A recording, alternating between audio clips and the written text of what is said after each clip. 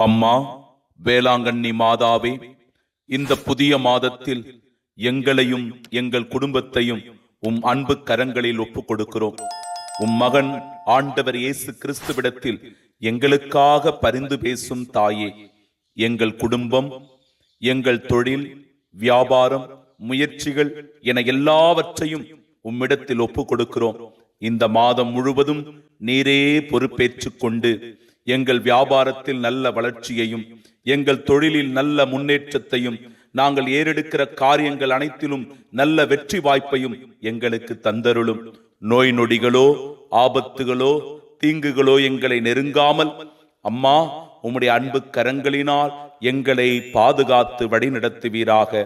உம் மகன் இயேசு கிறிஸ்துவிடத்தில் தொடர்ந்து எங்களுக்காக பரிந்து பேசி உம் அருளை பெற்றுத் தருவீராக. ஆமேன்.